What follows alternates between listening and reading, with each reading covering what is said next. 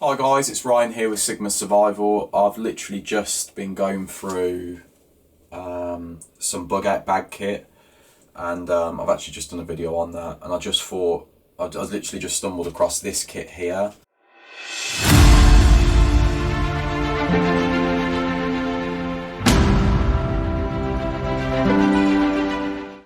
This kit here is kind of a nice story to this kit, I suppose. When I first met Beth, my partner, the world was kind of in a crazy state, with COVID and whatnot, and I think the world still is in a crazy state of geopolitical affairs and whatnot.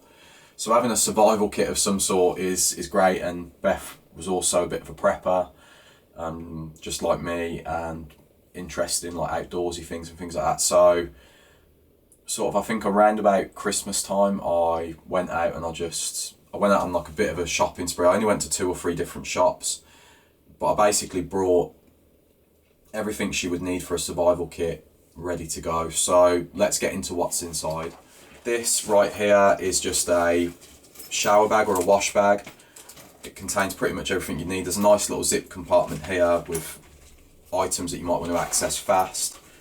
So a whistle, definitely something you want to access quick if you need help. A multi-tool. This has a much sharper knife than the other ones. It has a saw blade, I believe, as well. Yes, a saw blade, a can opener, a bottle opener, a corkscrew, an awl for poking holes into things, Phillips head screwdriver, and a file, like a nail file. So, it's well made as well. It wasn't too expensive. And then a box of old matches. These are the long ones, extra long matches, probably like 50 to 100 matches in there. So yeah, another crucial item. I then also put some razor blades in here. So I basically took you can buy these 10 packs of utility blades. I basically managed to get probably like another 5 or so in there. I'm not going to count them all now. There might even be 20 in there. So there's 15 to 20 razor blades in there, just for general purpose survival, cutting and whatnot. Condoms, not for the obvious use, just for survival uses really. You could potentially collect water in that. I do believe that's not an appropriate one for water collection. There's probably like latex and whatnot on it, and lubrication on it, but you could use it as a means of tourniqueting a amputated finger, let's say, or you could make a slingshot out of that, or you could put like a couple of stones in there and use it as a flail. Okay, so a couple of water purification tabs, 20 litres worth right there. That's good to go for, for 24 to 48 hours, or if not more.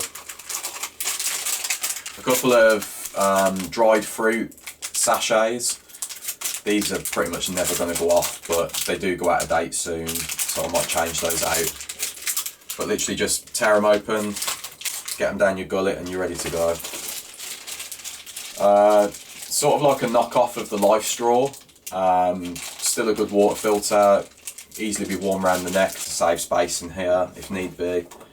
I believe there's also a drinking tube that attaches to this, and then you can get it down into a water source that's lower down. A cheap, this one was an item that I added afterwards, after I give it for Christmas, the first year that we met. It's just a mini K-bar knockoff. It's just a cheap little Wreck-It survival knife really. It probably wouldn't do very well at most things, but and if it was a disaster situation, last ditch, you might be able to use it as a self-defense weapon. So a very specialised piece of kit here. Insect repellents, but not the type that you would expect. I don't like toxic chemicals like DEET. They're not good for the body. Eucalyptus oil and peppermint oil, both are anti sort of insect, I suppose. Insects don't like these essential oils, okay? Beth hates insects, so I thought I'd add this in. Yet again, this is another item that I've added in since. Guys, you should have peppermint oil, you should have eucalyptus oil. You know, you can potentially put this on your skin or on your clothes. It's probably better because it's undiluted, and you can keep insects away, midges, mosquitoes, spiders, ants. You don't want things crawling in your ears as well. You know, so this is a useful item to have. High protein bar as well. Need to check the date on that one, but I'm sure it's fine. And then a survival bivy bag is the shelter system. It is orange, but you know, it's all I could buy at the time. It actually looks like it's big enough to get 2 people in potentially, but I don't know, it might just be big enough for 1. Could be used as a tarp, but I'd probably just get straight in it. Keep myself warm and dry. So that's everything inside this little bag here. There's also a little carabiner clip on the side here that could be used for clipping just about anything onto. So I'll just put these items away and then we'll look at the first aid kit.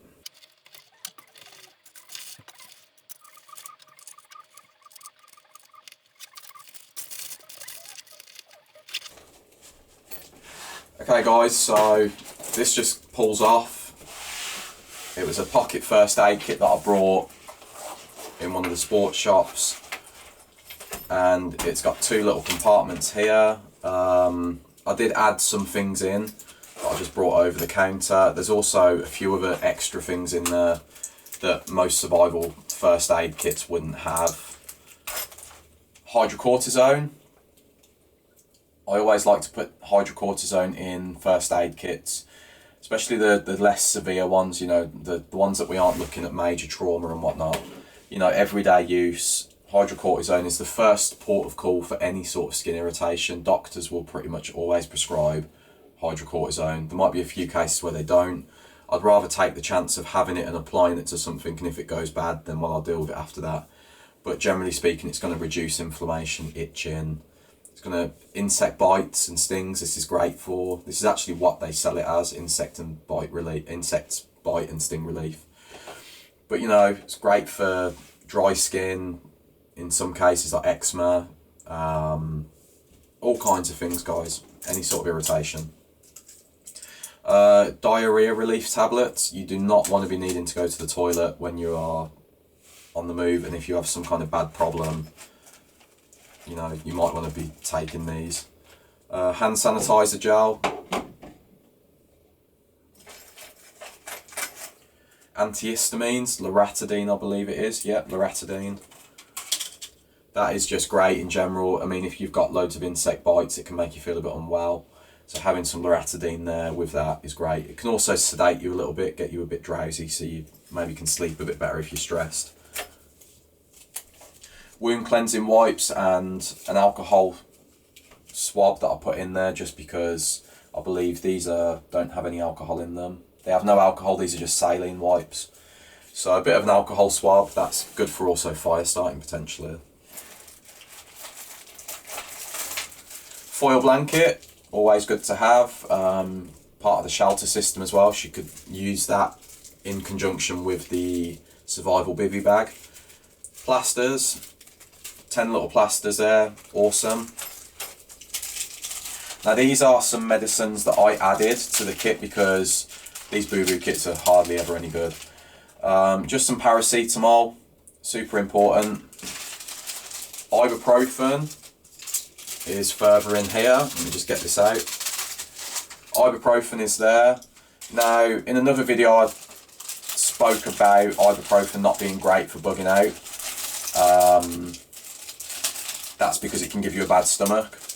Now, if she does have a bad stomach, or if someone does have a bad stomach, this is esomeprazole, so this can be brought over the counter. It's for heartburn and acid reflux problems, but this is basically, you take this on an empty stomach, it lines your stomach, or it stops the production of acid or something like that, and then essentially it calms your stomach down so you won't get gastritis if you take things like ibuprofen, paracetamol, you know, especially on an empty stomach. Then there's just 4 doxycycline tablets, 100 milligram capsules, just enough for 48 hours until, you know, a cachet can be reached or something like that can be dealt with.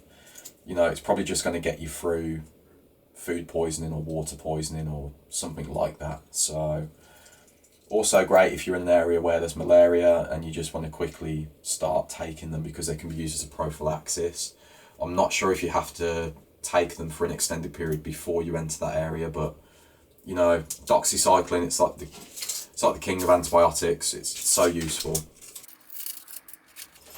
Okay, just a couple of pairs of gloves, a bandage, my favourite medical item, which isn't actually a medical item but an improvised one.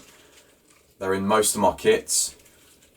An elasticated band for working out with. This one's kind of stuck together. It's about 3 or 4 feet, so about 1 metre long, let's say. This is basically used as a pressure dressing, a tourniquet. You can use it as a burn dressing. It's a moisture barrier, chest seal. So many uses for these guys. There's a video coming up on why you should be carrying this, why I carry it every single day whenever I'm out and about, because you just don't know when you're going to need some kind of trauma dressing. So that's it. So this is probably, it's a basic kit. It's got everything that she would need to survive. I believe that we could probably both utilise this stuff now. Would not want to be without this kit. Yeah, that's it really, guys. Let me pack this away and then we'll sort of talk a little bit more.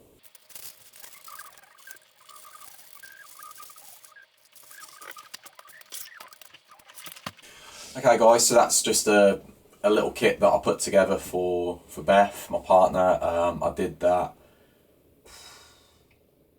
a few months within meeting each other, so it was like love at first sight, clearly, because she didn't go running for the hills when I brought her a survival kit, and I was so excited to give it to her that I give it to her before Christmas as well. I was like, look, I've made you this kit, like, what do you think? And she loved it. And yeah, it basically stays by her bedside now. I believe that if we go outdoors and stuff, I've generally got EDC kit on me, so we don't need to carry like an extensive kit like that. But you know, the EDC kit does the job. Anyway, that's just the door, so I'm going to go. Catch you later, guys.